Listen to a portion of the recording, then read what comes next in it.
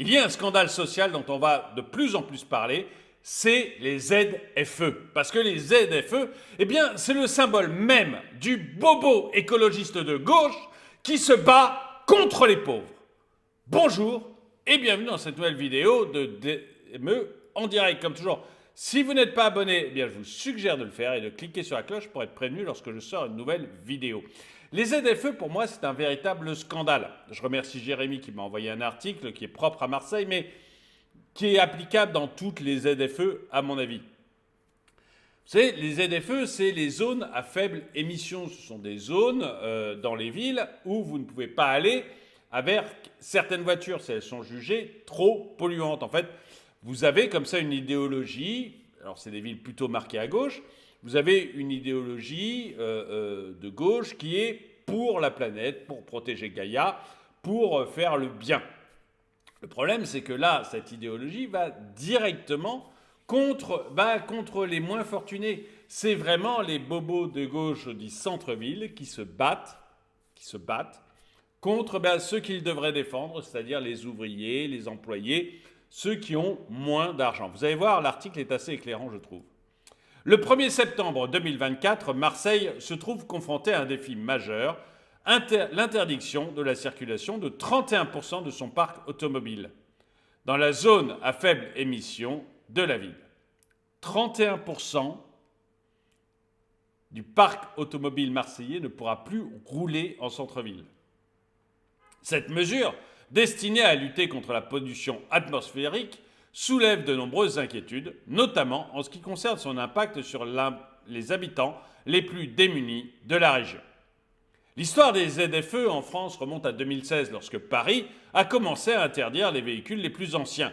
La loi d'orientation des mobilités, la LOM en 2019, a ensuite imposé aux grandes villes du pays d'instaurer leurs propres ZFE. Tout le monde devait penser bien. Et on était dans l'écologie, la bonne écologie punitive. Celle qui veut vous contrôler, celle qui a plaisir à vous dire comment vous devez vivre. On était là-dedans. Marseille, comme d'autres municipalités, a fixé des objectifs ambitieux, prévoyant d'interdiction des véhicules critère 3 dès 2024, suscitant ainsi des préoccupations légitimes. La récente étude réalisée par Seaway Harris Interactive pour BNP Paribas Mobility met en lumière les implications considérables de cette mesure à Marseille. Les chiffres révélés sont alarmants.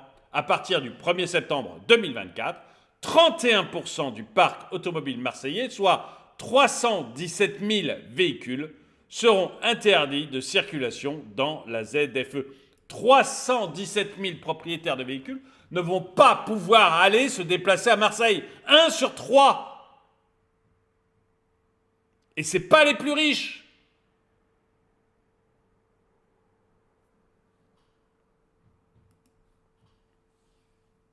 Ces restrictions toucheront également 33% des utilitaires légers et même 47% des poids lourds, impactant ainsi l'ensemble du tissu économique local.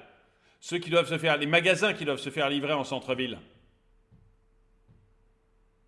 Comment ils vont faire ?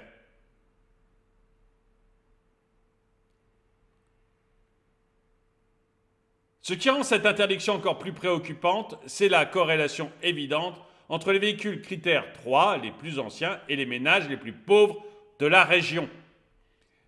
On se demandait comment chasser les pauvres des centres-villes. On a réussi! Merci la gauche! C'est merveilleux! Enfin, on va pouvoir rester entre riches, entre bobos, entre nous!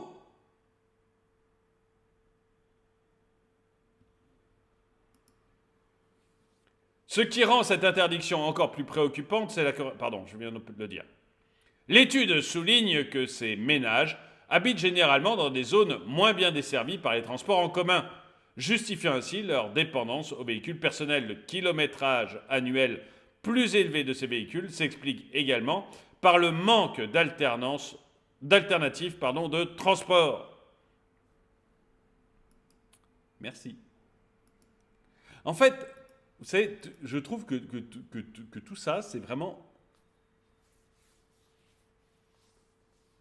c'est vraiment des histoires d'une petite caste qui vit entre elles, qui adore comme ça Gaïa, adore l'écologie, en fait adore toutes les modes.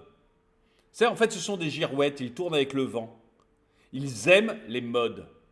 Et là, il y a la mode de Gaïa, il y a la mode du bien-pensant. En fait, il veut être parmi les bien-pensants. Et donc là, il y a la mode du bien-pensant, c'est la Terre, c'est Gaïa, etc. Donc on vote des lois sans se préoccuper une seconde de ce qui va se passer derrière. Le pauvre, on s'en fout. De toute manière, ils l'ont remplacé dans l'électorat par l'émigré. Ils ne veulent plus du pauvre. Le pauvre ne les intéresse plus. Ce qui les intéresse, c'est l'autre, l'étranger. Alors, il l'intéresse, mais loin de chez eux quand même. Faut pas déconner. Hein. Pas en centre-ville, pas à côté de chez nous. Faut pas exagérer. Mais donc, il y a l'étranger, et puis il y a le vert, il y a l'écologie. Et le pauvre, la classe moyenne inférieure, on s'en fout. On s'en fout. Je trouve ça mais pathétique. Les autorités locales, conscientes de ces implications sociales de cette mesure, commencent à explorer des ajustements potentiels. Mais est-ce qu'on ne pourrait pas réfléchir à ces bêtises avant de faire des réglementations, avant de faire des lois, plutôt que d'essayer d'ajuster après? Des discussions sont en cours sur la possibilité d'instaurer un droit d'entrée limité dans la ZFE, par exemple, une fois par semaine au maximum. Et ils font quoi le reste de la semaine? Ils dorment dans leur bagnole à l'intérieur de la ZFE? Ou d'accorder des dérogations permanentes à certains citoyens. Ces aménagements visent à atténuer l'impact sur les citoyens les plus vulnérables. Cependant, la question cruciale demeure. Cette interdiction de circulation des voitures critère 3 sera-t-elle réellement mise en œuvre à Marseille dès la rentrée prochaine? À ce jour, aucune grande ville de France n'a osé appliquer une mesure aussi drastique et même à Paris, le débat perdure. Les élus marseillais, conscients du risque social, réfléchissent sérieusement à des solutions alternatives avant de mettre en œuvre cette mesure qui pourrait s'avérer impopulaire. En définitive, la ZFE de Marseille se retrouve à la croisée des chemins. D'une part, la nécessité de lutter contre la pollution et d'améliorer la qualité de l'air est indéniable. D'autre part, les conséquences sociales de cette interdiction de circulation ne peuvent être ignorées. Les mois à venir seront cruciaux pour déterminer si Marseille réussira à concilier ses impératifs environnementaux avec le respect des besoins et des réalités des habitants, en particulier des plus démunis. Je ne sais pas quoi ajouter, donc je ne vais pas être long, mais vous voyez, on entre dans le dur maintenant de l'écologie. On entre dans le dur de l'écologie. Et on s'aperçoit, j'ai une vidéo aussi sur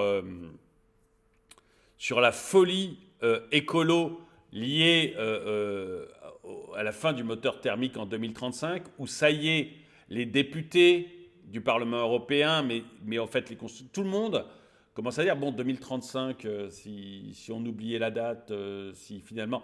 Parce qu'on rentre dans le dur. C'est-à-dire que c'est des gens qui sont motivés que par les élections et que par le sens du vent. Mais vous savez, suivre le vent, être dans le vent, c'est une volonté de feuille morte.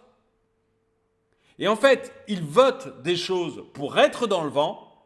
Ah, Marseille, mon Dieu, on a cette loi qui nous demande de faire une ZFE. Eh bien, on va laver plus blanc que blanc. On va faire une ZFE au maximum. Et puis tout d'un coup, la date arrive, on dit, mais attendez, ça représente une voiture sur 3. Mais attendez, c'est un camion sur 2. Mais comment on va faire pour livrer les magasins? Mais comment vont faire les pauvres pour être à Marseille, pour rentrer à Marseille? Et là, il n'y a plus personne. Alors là, ils découvrent les choses, ils paniquent. Et vraiment, moi je me demande si on a des hommes politiques qui sont à la hauteur.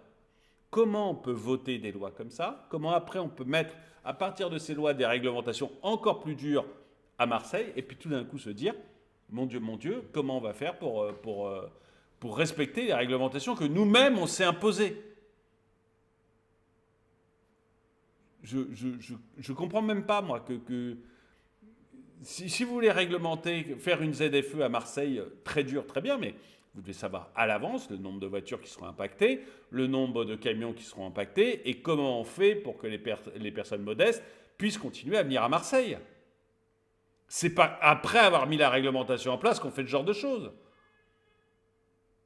Je ne comprends plus comment marche notre administration. C'est comme Bruno Le Maire qui, après 8 ans en tant que ministre de l'économie, découvre qu'il y a trop d'administratifs en France. C'est comme Gabriel Attal qui découvre tout d'un coup qu'il y a trop de normes pour les agriculteurs. Mais toutes ces normes, toutes ces réglementations, c'est nous qui les avons mis. C'est les gouvernements successifs qui les ont mis. Mais ces gens votent des trucs, mais dans tous les sens, sans même comprendre ce qu'ils font. Et puis après, ils découvrent, quand ils sont dans le mur, quel est le problème. Je trouve ça incroyable. Bon, enfin, dites-moi, vous, ce que vous en pensez. En tout cas, merci d'avoir regardé cette vidéo. Mettez-lui un pouce vers le haut, commentez-la, partagez-la. Merci à tous ceux qui soutiennent la chaîne. Et moi, je vous dis à très bientôt.